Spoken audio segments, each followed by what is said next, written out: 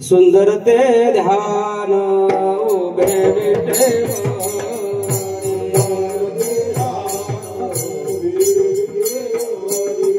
सुंदर ते ध्यान उभे विठे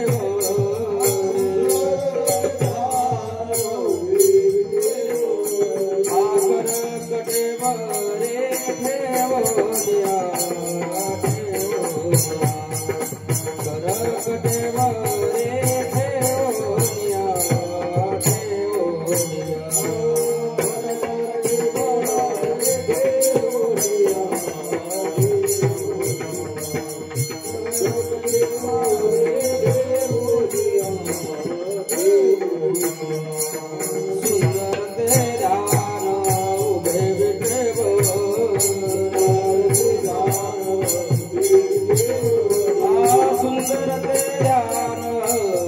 कटे वरे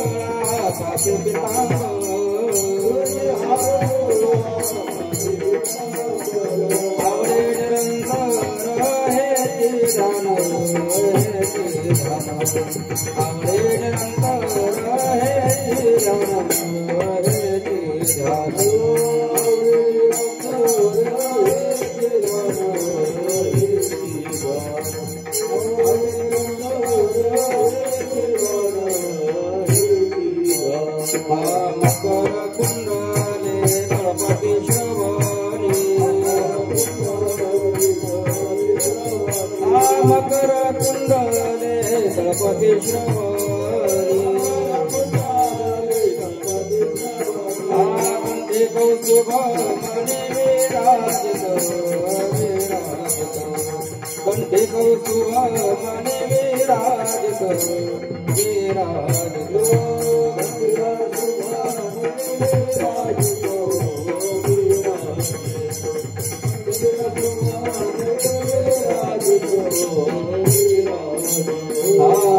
हर कासे पितांबर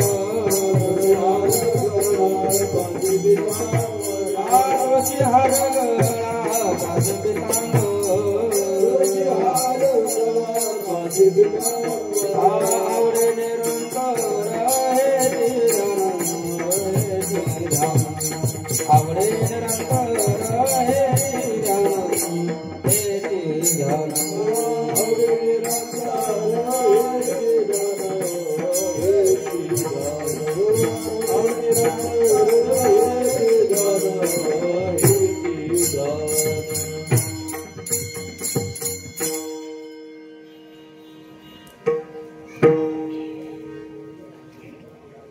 तुका माने माझे हेची सर्व सुख तुका माने माझे हेची सर्व सुख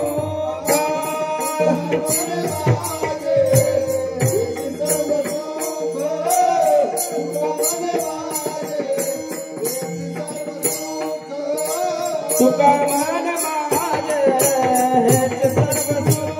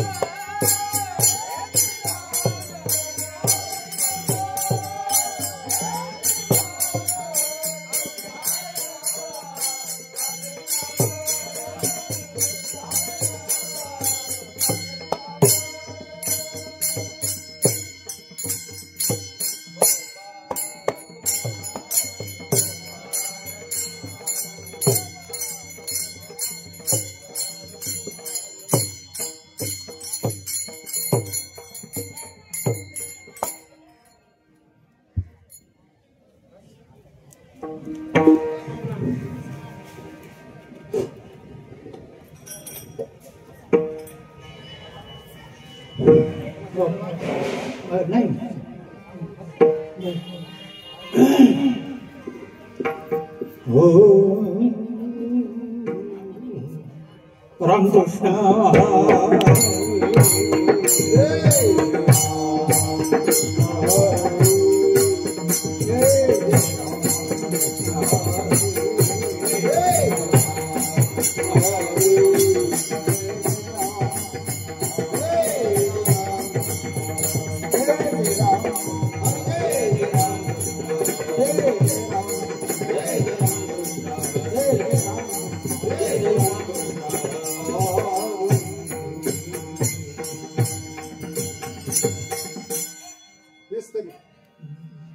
रूप पाहता लोचनी रूप पाहता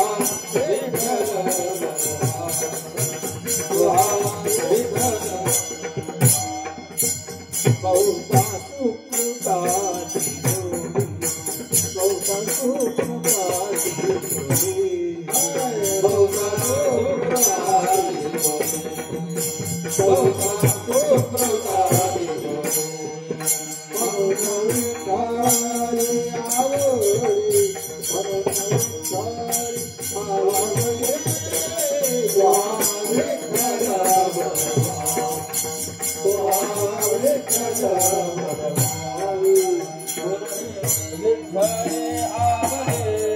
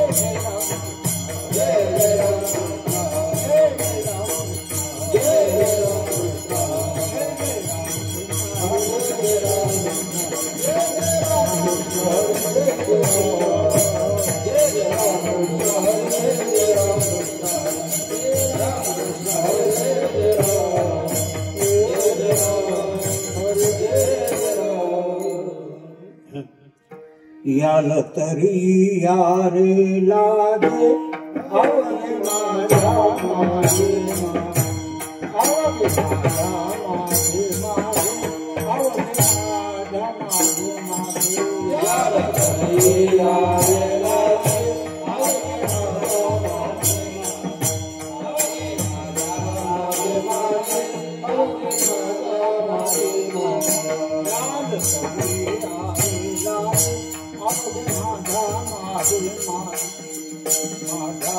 अवने याल तरी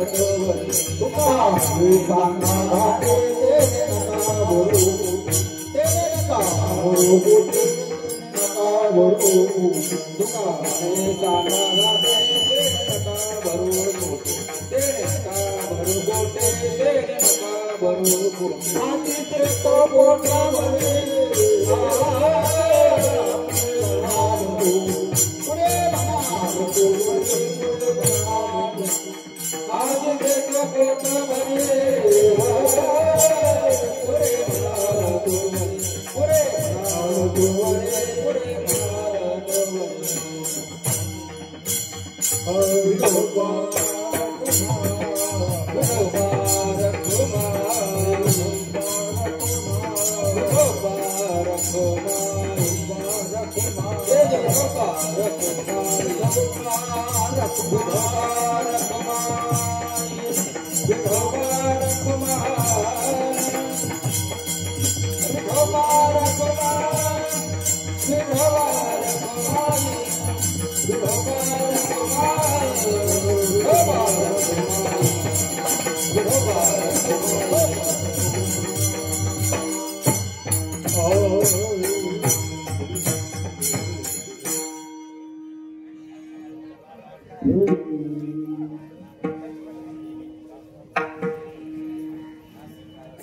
याद तरी यारे लागे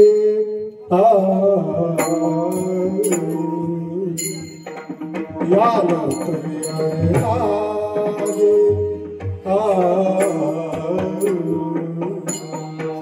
याद तरी यारे लागे याद तरी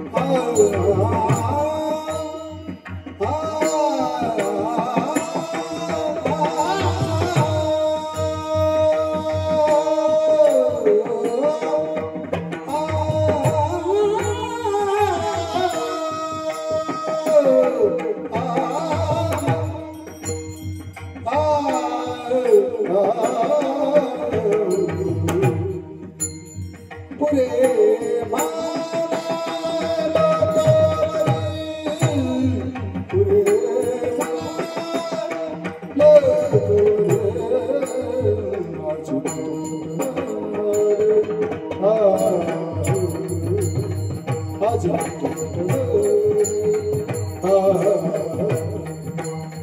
आजी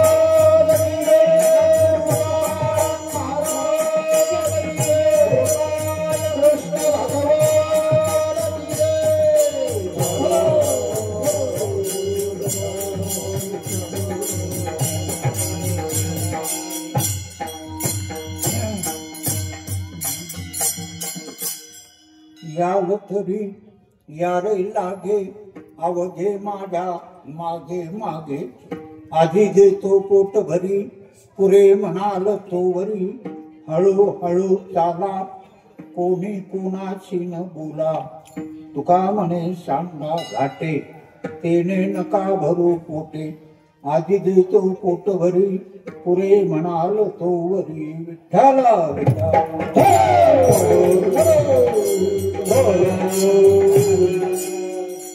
सद्गुरुं शांतं सच्चिदानंद विग्रहं पूर्ण ब्रह्मपरानंदं ईशमानन्दिवल्लभम् ओम नमो ज्ञानेश्वराय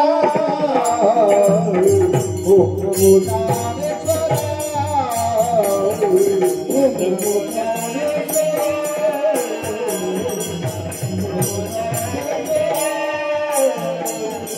ओम नमो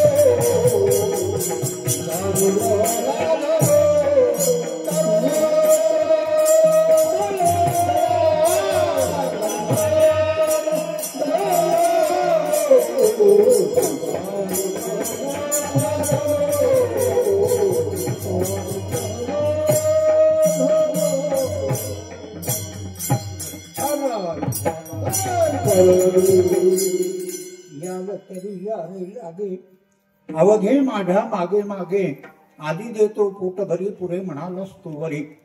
त्रिदिनात्मक सोहळ्याचा सांगता समारंभ म्हणजे काल्याचा प्रसंग आहे. काला म्हणजे भगवंताने प्रसन्नतेने दिलेला प्रसाद, त्याला काला असं म्हटलं जातं. काला भगवंताने श्रीकृष्ण अवतारामध्ये केला, पण श्रीकृष्ण अवतार हा भोगी आहे. 16,108 स्त्रिया असताना काला कसा? तर तुकाराम महाराज म्हणतात, तुका म्हणे नटधारी भोग भोगुनी ब्रह्मचारी. ते संसारात होते पण संसार त्यांच्यात नव्हता.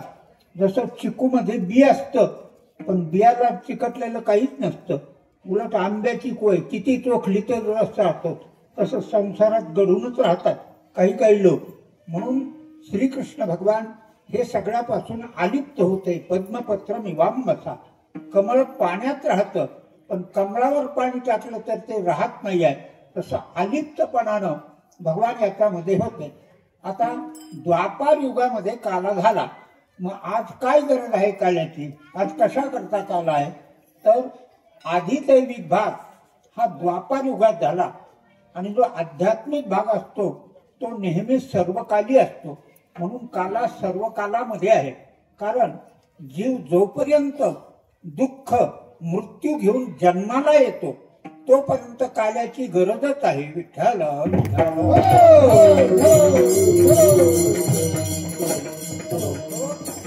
म्हणून भगवान गोपालांना बोलावतात. याल तरी यारे लागे अवघे माझ्या मागे मागे. कुणाला बोलावतात? तर गोपाळांना. गोपाळ म्हणजे काय? गो म्हणजे गाई, त्यांचं पालन करणारा. इंद्रियाला सुद्धा गो म्हटलेलं आहे आणि त्यांचं कुल म्हणजे आपलं शरीर आहे. ज्यांनी इंद्रिय आपल्या ताब्यामध्ये ठेवलेले आहे ते गोपाळ. तुकाराम महाराजांनी असं म्हटलेलं आहे, इंद्रियाचे धनी आम्ही झालो गोसावी.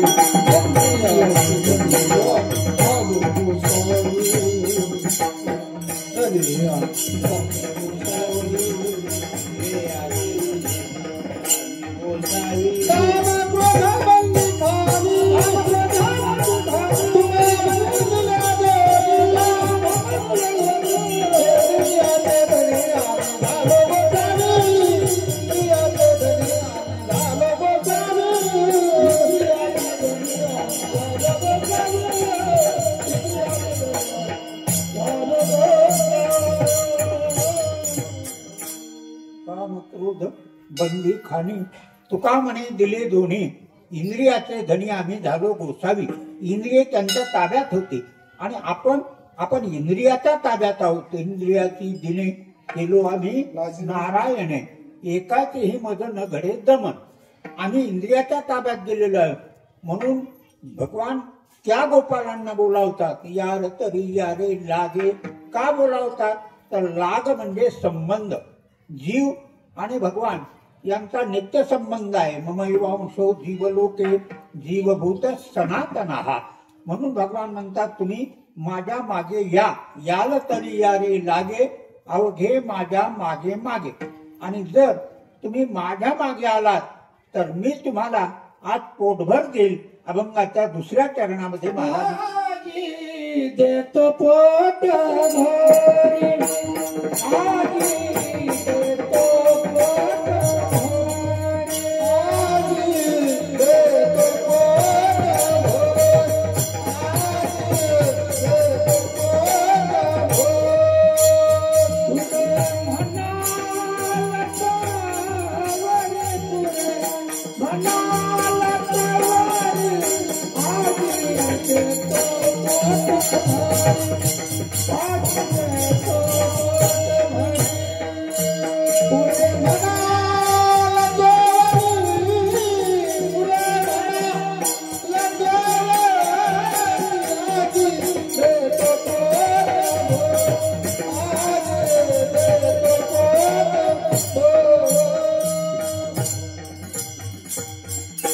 आजी देतो पोट भरी पुरे म्हणाल तो बरी. माझ्या जर मागे आलात तर मी तुम्हाला पोटभर देईल. तुम्ही म्हटलं पाहिजे की आता पुरे झालं. कारण संसारामध्ये पोट भरेल का नाही ही शंका असते. प्रारब्ध जर अनुकूल असेल तर पोट भरतं, नाही तर पोटही भरत नाही. एक मनुष्य प्रवास करत असताना एका गावात आला. त्याला भूक लागली. त्या गावामध्ये अन्नछत्र होतं. तिथे तो गेला तर तिथं पाटी लागली होती की अजून स्वयंपाक व्हायचा आहे. मग त्याला वाटलं गाव पाहून येऊ. मग तो गाव फिरून आला तर दुसरी पाटी लागली होती, जेवण संपलेली, कारण प्रारब्ध प्रतिकूल अनुकूल नाही. या पोटा कारणे घालो पाणी राजना, हितभर या पोटासाठी पहा केवढी आटा आटी. वाघ जर पाठीमागे लागला तर मनुष्य जितका पळत नाही तितकं पुढे लागलेल्या पोटाकरता पळत असतो. रात्रंदिवस त्याची खटपट चालू असते. माणसाचा जन्म खाटेवर होतो, त्याचं लग्न पाटावर लागतं, अंतिम संस्कार घाटावर होतो, पण याचं लक्ष नोटावरच असतं. विठ्ठला विठ्ठला.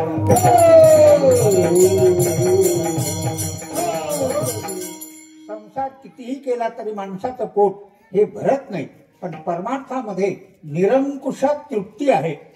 कारण का तर आनंदरूप परमात्मा त्याचे गुणानुवर्णन केल्यानंतर तो आपल्याला पोटभर असल्या प्रकारचं देतो. माणसाला दोन प्रकारचं पोट आहे, एक शरीराचं पोट आणि दुसरं मनाचं पोट. शरीराच्या पोटाकरता भगवंतानी लोणी दिलं आणि मनाच्या पोटाकरता भगवंतानी प्रेम दिलं. बाप रखमा देवरो विठ्ठले, बाप रखमा देवरो विठ्ठले,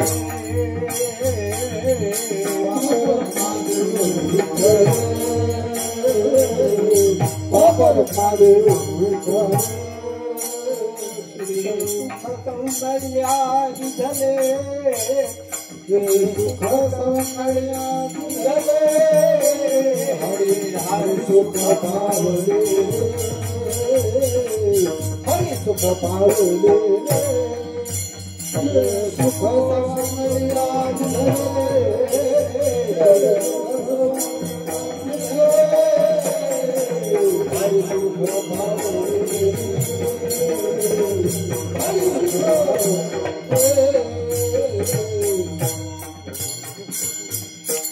मनाच्या पोटासाठी सुख दिलं आणि शरीराच्या पोटासाठी लोणी दिलेलं आहे. आणि म्हणून गोपालांनी कबुली दिली, झाले मन पोट,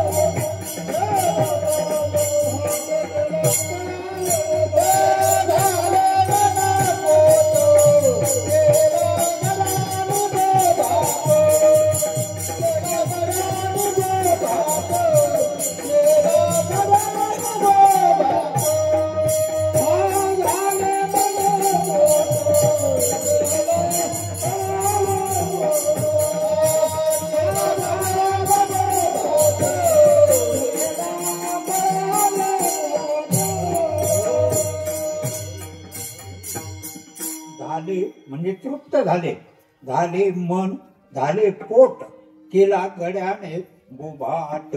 हे त्याच्या मागे आले ते म्हणतात, त्वत्प्रसादात पराम शांतीं स्थानं प्राप्स्यसि शाश्वतम्. हो भाग गेला शीन गेला, भाग गेला शीन गेला.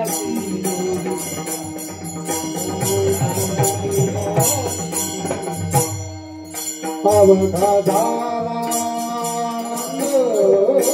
अवघा झाला, आगो भाग गेला शीन, भाग गेला शीन.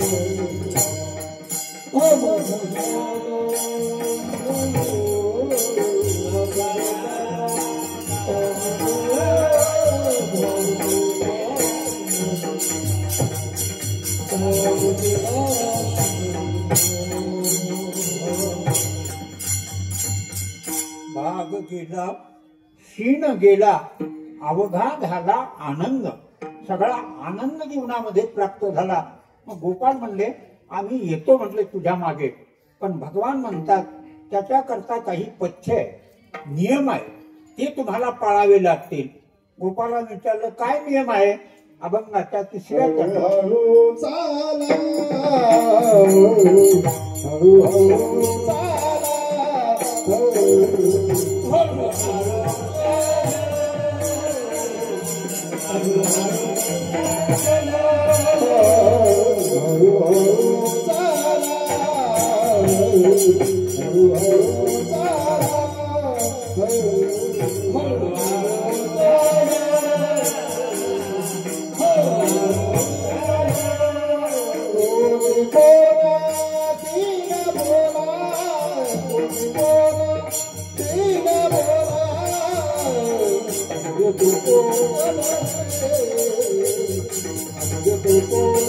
हळू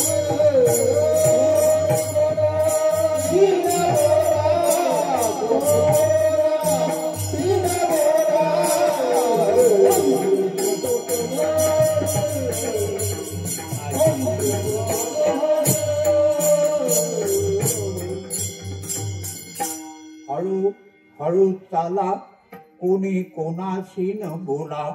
माझ्या मागे येताना हळूहळू चाला आणि कोणीही एकमेकाशी बोलू नका. हळूहळू चाला म्हणजे काय? साधन करत असताना साध्य प्राप्तीच्या मध्ये घाई करू नका. तुका म्हणे येथे नसले तातडी, प्राप्त काळ घडी आल्या विण. पण माणसाचा उतावीळपणा, एक वारी केली की त्याला वाटतं देव भेटला पाहिजे. एका वारीत कसा भेटल? एखादा म्हणतो 25 वाऱ्या केल्या. 25 वाऱ्या केल्या. त्याला विचारलं उभं रिंगण कुठं होतं? ते म्हणला ते होय आम्हाला नाही सांगता येतं, कारण पुढे केळं वाटीत ना आम्ही तिकडे जातो, दिंडीत राहतच. काय उपयोग आहे अशाचा? उतावीळपणा चालत नाही आहे. साध्य प्राप्तीमध्ये घाई नको. निरखित निरखित गेली ये हो, पदोपदी निज सुखा पावली हो. माऊली म्हणतात हळूहळू. साध्य प्राप्तीमध्ये आंबा जर पिकायचा असेल तर आढीला लावावा लागतो. काही दिवस गेल्यानंतर आंबा पिकतो. तसं साध्याची प्राप्ती नंतर होत असते. म्हणून हळू हळू चाला, कोणी कोणाशी न बोला. एकमेकाशी बोलू नका. परमार्थामध्ये मौनाला महत्व आहे आणि संसारामध्ये बोलणाऱ्याला महत्व आहे. म्हणतात बोलणाऱ्याची हुलगी विकते, न बोलणाऱ्याचे गहू सुद्धा विकत नाही आहेत. बोलणारा हुशार चतुर पाहिजे. संसारामध्ये एका माणसाने बाजारामध्ये शेळी विकायला नेली. आता शेळी अशी मरतुकडी होती, 8-15 दिवसात जाईल का काय असेल. पण तो म्हणला ह्या शेळीसारखी शेळी तुम्हाला कुठेच मिळायची नाही म्हटले. लोक म्हणले काय विशेष आहे तुझ्या शेळीचं? तो म्हणला शेळी इंग्रजी शाळेत जात होती आणि शेळीला इंग्रजी येते. लोक म्हणले असं कसं का? तो म्हणला पाहायचं असं दाखवतो तुम्हाला. आणि त्यांनी शेळीला सांगितलं महिने मी तुला प्रश्न विचारतो, माझ्या प्रश्नाचं उत्तर जर दिलं नाही तर मार खाशील. आणि त्यांनी प्रश्न विचारला, सांग एप्रिल नंतर कोणता महिना येतो? छडी हल्ली ती म्हणली मे. इंग्रजी मीडियमला शिकली. काय माणसं बोलकी असतात म्हणतात हेडी लोक. कसाही माल खपीत असते. म्हणून तुकोबाराय म्हणतात हळू हळू चाला, कोणी कोणाशी न बोला. आधी देतो पोटभरी, मग मी तुम्हाला पोटभर देतो. पण त्यासाठी तुम्हाला अगोदर काय टाकावं लागेल शेवटच्या चरणात सांगतात. तू का म्हणे सांगा घाटे, तू का म्हणे सांगा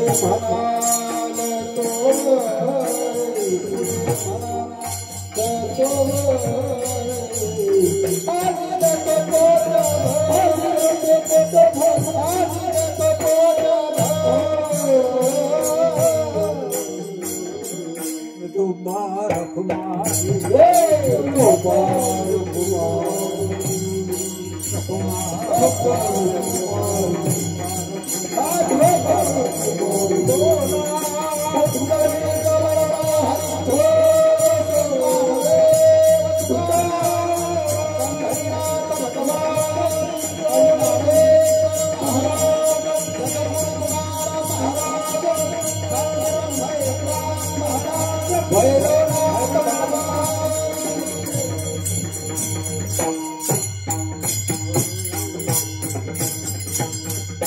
तुका म्हणजे सांडा घाटे घाटे म्हणजे आकार दिसायला आकार आहे पण प्रत्यक्षात त्याच्यामध्ये काहीही नाही आहे. तेने नका भरू पोटे, त्यांनी पोट भरू नका कारण त्यांनी तुमचं पोट कधीही भरणार नाही आहे. तनकी भूक इतनी बडी आध शेर या शेर, मनकी भूक इतनी बडी गिट जात गिरी मेर.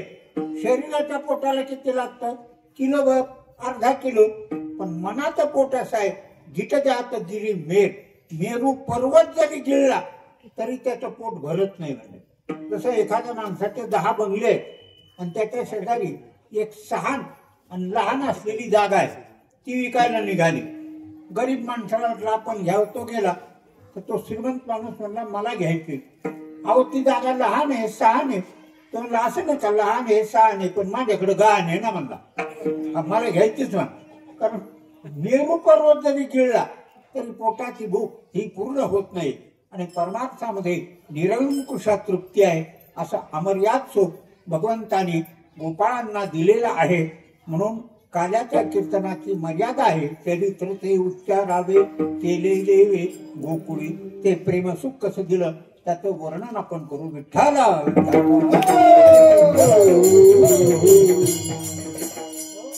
भगवंताने अनेक अवतार घेतले. अवतारा हे संख्या असंख्य अवतार झाले पण कृष्ण अवतारासारखा अवतार दुसरा झालेला नाही आहे.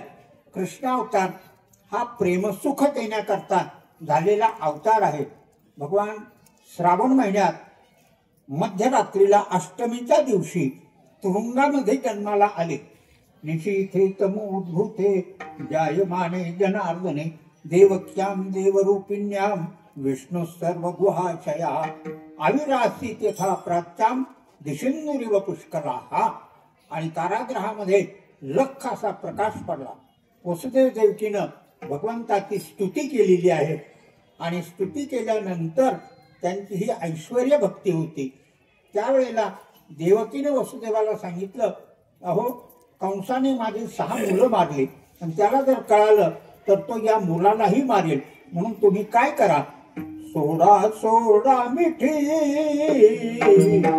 सोडा सोडा मिठी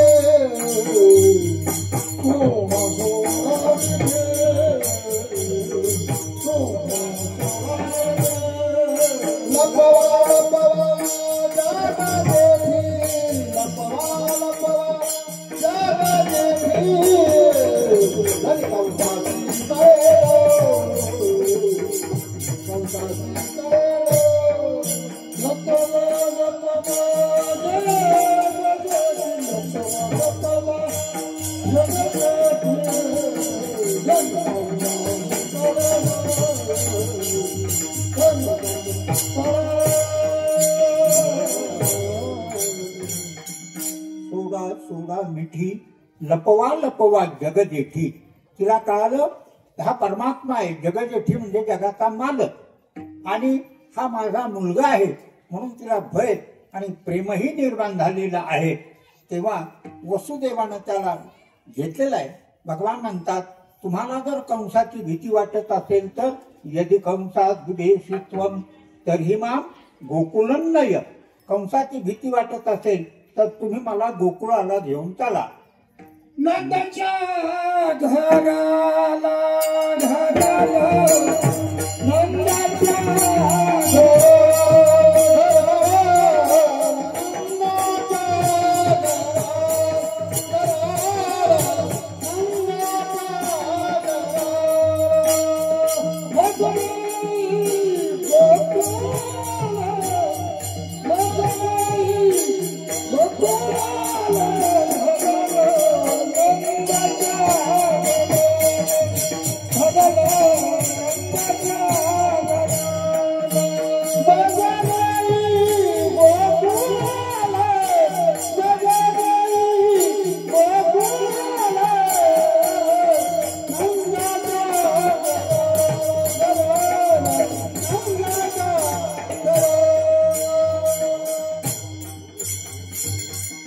नंदाच्या घराला मद नेई गोकुळाला, मला गोकुळामध्ये नंदाच्या घरी घेऊन चला असं भगवंताने वसुदेवाला सांगितलेलं आहे.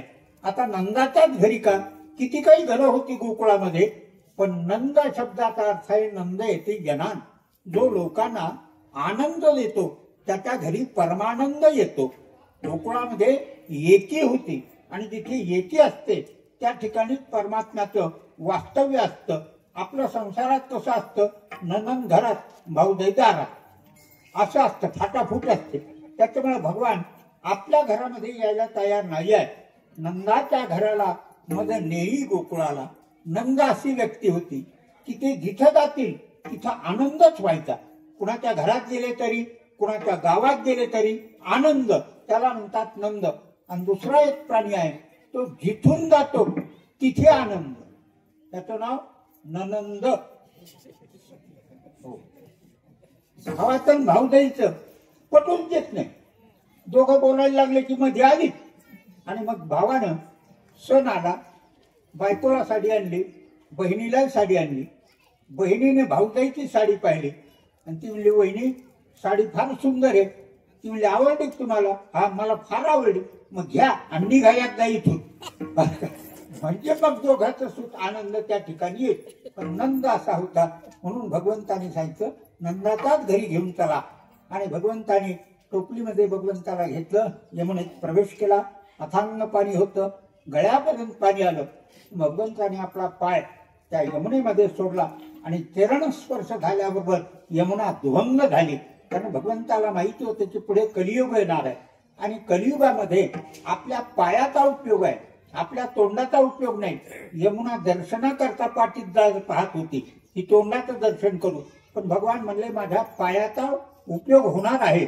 देखिले तुमचे चरण निवांत राहिले मन. आणि मग भगवंताला गोकुळामध्ये नेलं. मध्यरात्रीच्या वेळेला वसुदेवानं तिथं भगवंताला ठेवलं आणि तिथं जन्माला आलेली योगमाया तिला घेऊन पुन्हा मथुरेत कारागृहात आले. कारागृहामध्ये आल्याबरोबर ती रडायला लागली. तिचा आवाज ऐकून द्वारपाल जागे झाले. पण कंसाला सांगितलं, कंसा अरे तुझा शत्रू 8वा पुत्र जन्माला आला, तो पळत आला आणि देवकीच्या हातातून तिला हिसकावून घेतलं. देवकीने सांगितलं दादा हा मुलगा नाही मुलगी आहे, एवढं तरी कन्यादान दे. पण तो ऐकायला तयार नव्हता. त्यांनी गरगर फिरून आपटणार तेवढ्यात त्याच्या हातातून ती निसटली आणि तिने सांगितलं तुझं लागी वधी उपदला मद आधी. अरे तुला मारणारा जन्माला आला, इथून निघून पण गेला म्हणले. कंस म्हणला एवढा बंदोबस्त असताना गेलाच कसा? त्यावेळेला ती योगमाया म्हणली तुझं लागी वधी उपदला मद आधी आणि तू तुरुंगात यायचास कधी मधी. गेलं तू निघून म्हणे, गेलं तू निघून म्हणे. कारण जे काम फार महत्वाचं असतं ते दुसऱ्यावर सोपू नये, ती जबाबदारी स्वतः पार पाडावी, हे यामध्ये तत्व आहे. आणि मग भगवंताने गोकुळामध्ये आल्यानंतर आपली बाललीला जी आहे ती बाललीला केलेली आहे. कष्ट कोणी सोसले? वसुदेव देवकीने. तुरुंगात राहिले, स्वतःची 6 मुलं कंसाने मारले, हे सगळं दुःख तिने भोगलं. पण सुख मात्र नंद आणि यशोदा यांनी उपभोगलं. याला भाग्य म्हणतात, याला प्रारब्ध म्हणतात. आचारी सुलंगनाच्या जवळ स्वयंपाक करतो, चटके बसतात आणि खाणारे मानवाच्या सावलीत बसून खातात. एकाचं प्रारब्ध भोक्तृत्व असतं आणि एकाचं कर्तृत्व असतं. तसं नंद यशोदेला भगवंताने ते सुख दिलेलं आहे आणि बाललीला केली. जशी लहान मुलं रांगतात त्याप्रमाणे भगवान रांगायला लागलेले आहे आणि आपल्या दोन्ही हाताचे तळवे भगवान टेकू लागलेले आहेत. तळवे तळ हात टेकित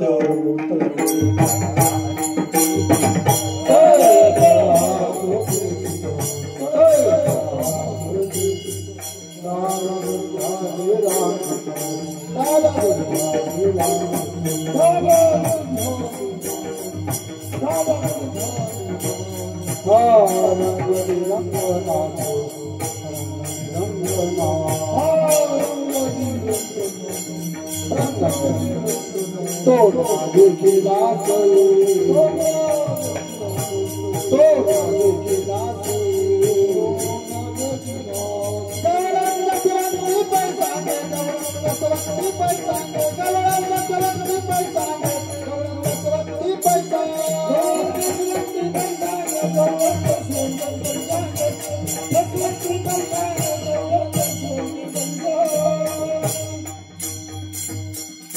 तळवी तळहात टेकीत डाव्या गुडघ्याने रांगत.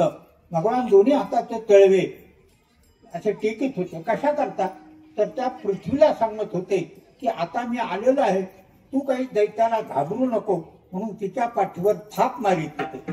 जसा एखादा घाबरलेला असेल आणि कोणी जर त्याच्या पाठीवर थाप मारली की मी तुझ्या पाठीशी आहे, तू घाबरू नको म्हणून भगवान सांगत होते तू घाबरू नको. आणि डाव्या गुडघ्याने रांगत. उजव्या गुडघ्याने काय बिघडलं होतं, डावा कशा करता तर डाव्या गुडघ्याने ज्या वेळेला बाळ रांगत असतं त्यावेळेला त्याचा उजवा गुडघा म्हणजे उजवा पाय वर असतो. आणि उजवा पाय वर असणं हे मांगल्याचं प्रतीक आहे. नवरदेव मांडवात आला की गुरुजी म्हणतात उजवा पाय चौरंगावर ठेवा म्हणजे वर उचला. मही मंगल भूइष्ठ. सगळ्या पृथ्वीवर मंगलमय वातावरणाची निर्मिती झालेली आहे. आणि त्यानंतर यशोदा जी आहे ती दधिमंथन करायची. भगवान कृष्णाला बलरामाला लोणी आवडायचं म्हणून ती स्वतः घुसळण करायची. आणि ते करत असताना तद्बाल चरितानीच त्याच्या बाललीलेचं गायन करायचं. गायन कशा करतात तर कष्ट कमी होतात. शेतकरी ज्वारी काढतात त्यावेळेला भलरी म्हणतात. कशा करतात तर कष्ट कमी वाटत असतात. तसं ती भगवंताच्या बाललीलांचं वर्णन करायची आणि मग त्याला स्तनपान करवायची. आताच्या माता आपल्या मुलाला पाजीत नाही आहे, मग बाटलीत दूध घालायचं, त्याला दूध बसवायचं आणि ती बाटली त्याच्या तोंडात द्यायची. मग त्या पोराला वाटतं हीच आपली आई दिसते, मरुस तर त्याचं प्रेम बाटलीवर बसतं. ती बाटलीला काही सोडीतच नाही, कारण मूळ आईला पितं त्यावेळेला अंतःकरणातलं प्रेम देखील तो आकर्षित करत असतो. असे भगवान तृप्त व्हायचे. आणि मग भगवंतांनी पाहिलं की हा अवतार सगळ्यांना प्रेमसुख देण्याकरता आपण घेतलेला आहे. आता आपण गोपींच्या घरी गेलं पाहिजे. चोरी करायचं ठरवलं पण चोरी सफल झाली पाहिजे. मग पहिला प्रयोग घरातच करायचा ठरवला. आणि एके दिवशी यशोदा मैया कन्हैया झोपले असताना तो मध्यरात्री उठला, गोशाळेत गेला आणि नुकतीच व्यालेली गाय होती. तो वासरू आणलं, शिंक्याखाली उभं केलं आणि त्याच्यावर उभं राहून शिंक धरलं. वासरू गेलं पळून, हा अडकला शिंक्याला. आणि यशोदा जागी झाली, पाहती कन्हैया कुठे. ती वासरू लागलं पळायला. टप टप टप असा आवाज यायचा. तिला वाटलं वासरू घरात कसं आलं, कन्हैया कुठे. आणि याच वेळेला कन्हैयाने रडायला सुरुवात केली. तिने आवाज ऐकला आणि पाहिलं तर शिंक्याला लटकलेला. अरे कन्हैया काय झालं. तो नाही अशी कुठे झोप असती काय म्हणले. वासरू घरात आलं, मला तुडवलं असतं, मी उडी मारली, शिंक धरलं, तुला लागलं नाही ना. अजिबात नाही. अलगद उतरून घेतलं. त्याला वाटलं सुटलं, गोपीने हाणलंच असतं म्हणले. असं जर झालं असतं. आणि मग शेवटी भगवंतांनी ठरवलं की आता आपण आपल्या सौंगड्यासह गोपींच्या इथं जायचा निश्चय करू म्हटले. आणि मग बलराम कृष्ण बाहेर आले. त्यांना सौंगडी मिळाली. पेंद्या, सुदामा, वडद्या, वाकुळा, तनसुखा, मनसुखा, बिल्वमंगल, मधुमंगल, दाम, सुदाम, वाल हे सगळे भगवंताचे मित्र. आणि हे लहान पोरं एकत्र जमायचे आणि खेळायचे. काय खेळत होते. लहान मुलं माती खेळतात, मातीत लोळतात, चिखलात लोळतात. तसे खूप माती खेळले. आणि त्या दिवशी भगवंताचा वाढदिवस होता. यशोदा मैयाने बलराम कृष्णाला हाक मारले, अरे लवकर घरात या. पण कोणीच आलं नाही. मग तीच बाहेर गेली. हे सगळे चिखल खेळलेले धरलं त्याच्या हाताला, फराफरा ओढलं, पाठीत एक रट्टा हाणला. तो म्हणला आई कमून मारतेस. ती म्हणजे मग पूजा करू काय तुझी. त्याला बाथरूम नेलं आणि असं घसा घासून त्याला धुतलं आणि त्याचं तोंड धुतलं. तोंड धुतल्यानंतर त्याच्याकडे पाहिलं आणि त्याला पिंट्या तू आहेस काय, आमचा बाळ्या कुठे. ती चिखल खेळते. म्हणजे पोरात ओळखू सुद्धा येत नाही इतकं चिखल खेळतात म्हटले. शेवटी भगवंताचा तो वाढदिवस साजरा झाला. आणि मग हे आता गोपींच्या घरी जाऊ लागलेले आहेत. काय चोरायचं तर लोणी. का चोरलं तर लोणी जे आहे ते गोकुळात तयार व्हायचं आणि विकायला मथुरेत जायचं. मथुरेत सगळे दैत्य की यांचं लोणी खायचे आणि यांच्यावरच स्वारी करायची. म्हणून कृष्णाने ठरवलं की लोणी आता गोकुळाच्या बाहेर जाऊ द्यायचं नाही. म्हणून त्यांनी चोरी करायचं ठरवलेलं आहे. आणि चोरी झाली की मग त्या गोपी यशोदेकडे यायच्या आणि गाराने सांगायच्या. यशोदेने विचारलं काय करतो. ते म्हणले आमच्या घरामध्ये येतो. आल्यानंतर पहिल्या प्रथम गायीचे वासर सोडून देतो. मग ती म्हणाली फुकट नोकर मिळालं तर काय बिघडलं. ती म्हणाली तसं नाही, धारा काढायच्या आधीच वासर सोडून देतो. मग वासर पिऊन गेल्यानंतर आम्ही कुठून दूध आणायचं. पाळण्याकडे जातो, पोराला चिमटे घेतो. नाना प्रकारच्या खोड्या करतो म्हटले. असे गाराणे घेऊन त्या यशोदेकडे जात. पण यशोदेने कधीही खरं मानलेलं नाही. ती म्हणायची बाळचं गुण गुणाचे ताने, बाळचं गुण गुणाचे ताने, बाळ दिसते गुरुगिरवाने, तुम्ही सांगता गाराने गोकुळच्या नारी. कोणत्या सख्याईला वाटतं की माझं पूर्ण खोड करेल.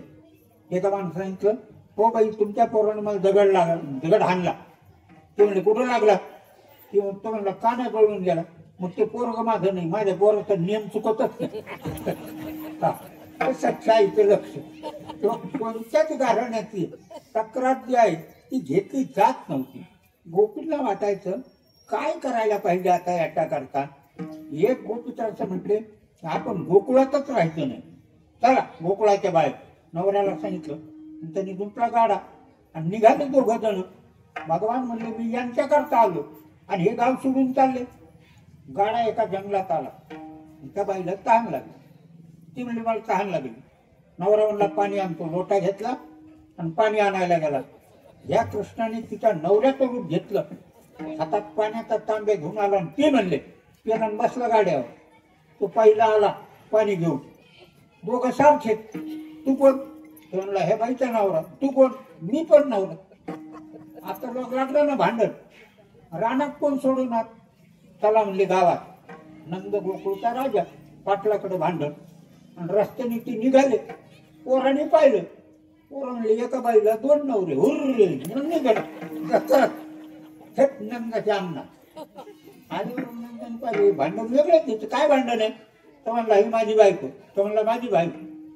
नंद म्हणले पण अशी 25 फुटाची रे बोलली आणि सांगितलं जो या रेषेच्या पलीकडे उडी मारेल त्याची बायको. आता ज्याची खरी होती ते म्हणला घरात दोघंच नवरा बायको. उडी मारायला गेलो जर फ्रॅक्चर झालं तर घरात करायला कोणी म्हणलं. जाऊ दे म्हणले गेली तर. तो म्हणला आपली नाही मग दुसऱ्या दिवसात तू. याने दण थोपटला. हे म्हणला खऱ्याच्या बापाला काय भीत. काय खऱ्याचा बाप. तो म्हणला मी बापू. नंदाने ओळखलं हे आपलंच दिसतं. आणि मग त्या गोपाळाला सांगतं बाबा घरी घेऊन जा. आणि तो गेला. हा दुसऱ्या रस्त्याने गेला आणि दोघांना म्हणतो जातंक गाव सोडू. परत चोरावर मोर शिरजोर झाल्यासारखं. एकही खोडीची तक्रार त्यांनी लागू दिली नाही. यशोदा म्हणायचे अगं एखाद्या वेळेला तरी त्याला पकडून आणा ना चोरी करताना. ते म्हणले ठीक आहे. प्रभावती नावाची गोपी. ती म्हणली जर माझ्या घरी आणा ना तर मी खरा चोर म्हणत. भगवान म्हणले आज आमंत्रण आलंय आपल्याला. रोज बिगर आमंत्रणातच जात होता. आणि सगळ्या गोपाळाला पेंजाला त्यांचं आज तिच्या घरी जायचं. ती फार हुशार. तिने काय केलं शिंक्यावर लोणी ठेवलं. खाली बाज टाकली आणि त्या मडक्यावर एक परात ठेवली आणि बर्फाचं गार पाणी काठोकाठ भरलं परातीत. ती म्हणली आता याने जर शिंक धरलं की गार पाणी अंगावर पडत. अंगावर पडलं की इथंच त्याला धरेल. भगवंतांनी ते पाहिलं बरीच हुशार दिसते. गोपाळाला सांगितलं जा रे ते गोकुळच्या बाहेर एक सरोवर तलाव आहे. त्याच्यात खूप कमळ आहे. सगळं ते देठ कापून आणा म्हणलं. त्याने आणली ना मोळी. आता ते असतं पोकळ. त्याने देठात देठ घालून पाईपलाईन केली. एक टोक घातलं परत. गोपाळाला सांगितलं वडा हवा. असं मी परत पालथी केली. थेंब नाही पडू दिला. परत काढलं लोणे खाल्लं. गोपाळाला चाललं आधी देतो पोटो घरी खा म्हणले. आणि मग ते म्हणले देवा तृप्त झालो चालायचं का. ते म्हणले तसं नाही. हे मडके ना माझ्याकडे पाहतात. ते म्हणतात, कृष्णा तुझं दर्शन झालं तरी आम्हाला किती दिवस ह्या बंदिवासात ठेवतो, मुक्त कर ना. सगळे मडके फोडले, पण काठ भरेल जाड होते. मग ते खापराचे तुकडे तिच्या भोवती ठेवले आणि ते काठ जे होते तिच्या गळ्यात घातलं, सिंग काढ केलं पायात आणि हुर्रे केले. आवाज ऐकला उठले, पण उठता कुठं येतं, पायात सिंक, डोक्यात ते जात्यावर असतो पेंट तसा. आणि शेवटी हाती लागलाच नाही आहे. पुन्हा यशोदा म्हणले, अगं एखादी तरी पहा कोणी याला धरणारी. एक म्हणली ये. आता त्यावेळेला एक माणूस त्याला म्हणलाय, पहा सगळ्याच्या घरी घ्या, पण हिच्या घरी तुम्ही जाऊ नका. ते म्हणले का? हिने जर पकडून एक थप्पड मारले ना तर मिठानेच गाल शेकावं लागतं. ते म्हणलं तुला काय माहिती? तो म्हणला मला काय माहिती, म्हणजे मी हिचा नवरा आहे, म्हणजे यांनी मार खाल्ला थोडक्यात. आणि शेवटी तो तिच्याही हाती लागलेला नाही आहे. मग यानंतर गोपी तक्रार करायला का जात होत्या, तर चोरीच्या निमित्ताने जर घरी आला तर त्याचं दर्शन व्हायचं आणि मग गाऱ्हाण्याच्या रूपानं दर्शन करण्यासाठी यशोदेच्या घरी जायचा. हा त्यांचा मुख्य उद्देश होता. यशोदेच्या घरी गेला की यशोदा म्हणते, काय? ती म्हणायची, पाहुणे आले, ताट मिळेल का? ती म्हणली किती काही आहे? तांब्या आणते म्हणले. परत जाय. परत आली, तांब्यावरून ताट घेऊन गेली. 5 मिनिटांनी परत आली. आता काय झालं? ती म्हणली पायातला चाळच पडला, सापडून कुठं इथे का पाहायला आलं. कृष्ण दर्शनाची लालसा असायची. दर्शनाकरता काहीही निमित्त त्या करत असायच्या. घरात पाणी असेल तर ओतून द्यायचं. बरिला वलंदोनी रिता करी घटो, बरिला रिता करी घटो, विष पाण्याचे गोविंदाचे, विष पाण्याचे गोविंदाचे, सारे धड धडावो संतो निवास, सारे धड धडावो संतो निवास, बाहे बाळतो देवा बोचो निवा, गोप गोपनाची, बाळाला गोप गोपनाची,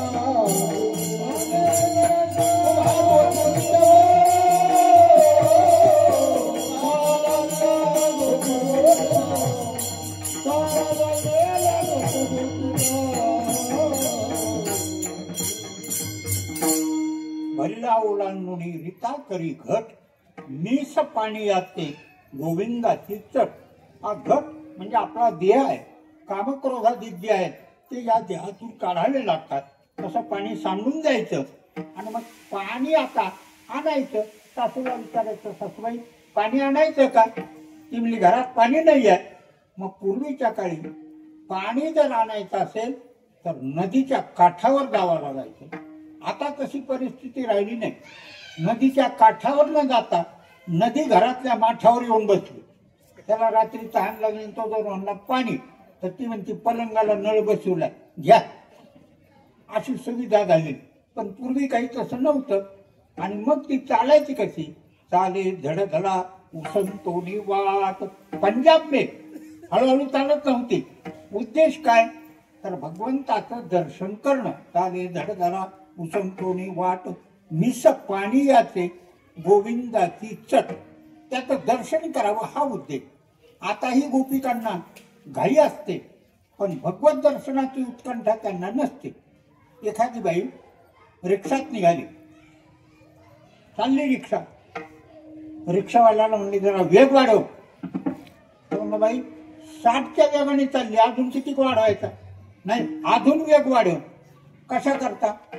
ती म्हणली आज रविवारचा दिवस आहे आणि रविवारी चित्रहार असतो आणि मी चित्रहार पाहिल्याशिवाय जेवत नाही, माझा नेम आहे. तो म्हणला बाई याच्यापेक्षा वेग वाढून जर रिक्षा ठरवली तर तुम्हाला चित्रहार पाहता येणार नाही. लोक काय करतील? तुमच्या माझ्या चित्राला हार घालतील.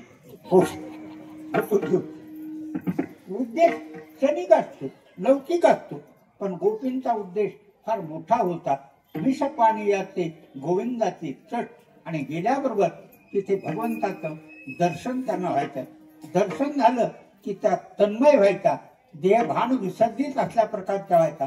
दंत धावनाचा मुखा माझी हात, तो तसाच राहायचा. त्यांना भान देखील राहत नसायचं. आणि अशा प्रकारे मग भगवंताने गोपाळांच्या करता काल्याची लीला केलेली आहे.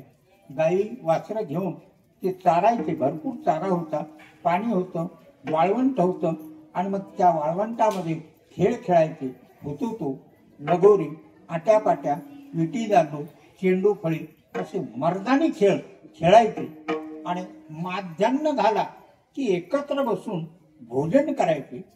एके दिवशी गोपाळ म्हणजे देवा, खांदी भार पोटी भूक, काय खेळायाचे सुख. आता खेळण्यात काही सुख नाही म्हटले, कारण इथे तसं आहे, डोकी ऊन पोटी भूक, काय कीर्तनाचे सुख. त्या स्वयंपाक तिकडे तयार झालेला आहे भंडाऱ्याचा, लवकर आटोपलं पाहिजे. भगवान म्हणले ठीक आहे, आणा शिदोऱ्या, माझी आई शिपाय, नाही तरी घरात आहे, चोरून या माय नवनीत आणावे. सगळ्यांच्या शिदोऱ्या एकत्र केल्या, त्याचा काला प्रसाद तयार केलेला आहे. गोपालांना आपल्या भोवती सभोवताली असं गोलाकार बसवलेला आहे. आणि नंतर भगवान त्या गोपालांना काला वाटतात. बिभ्रद्वेनुं जठरपटयो श्रम्यवेत्रेच कक्षे वामे पाणो मस्तृण कवलं तत्फलान्यंगुलेषु तिष्ठन् मध्ये स्वपरिसुवृदो हासयन् नर्मदिस्वैः स्वर्गे लोके मिषति गुजे यज्ञभुग्बालकेभि कुंडली. हरिनाथ भगवान गोपाल कृष्ण भगवान भैरवनाथ भगवान माऊली ज्ञानेश्वर महाराज जगद्गुरु तुकाराम महाराज ज्ञानेश्वर ज्ञानराज माऊली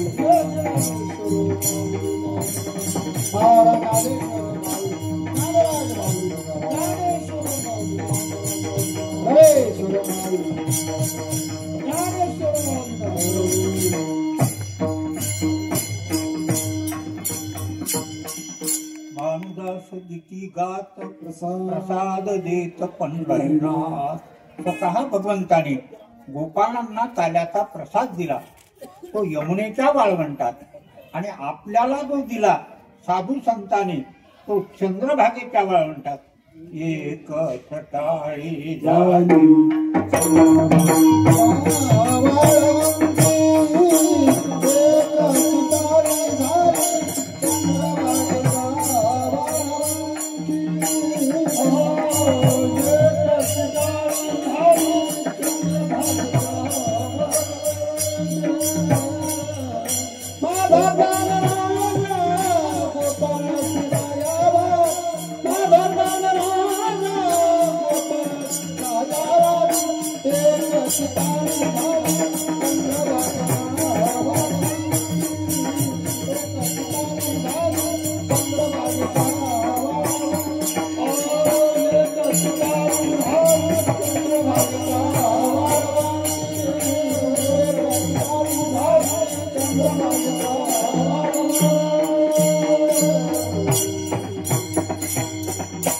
माझा ज्ञानराज गोपाळाशी लाया वाटे.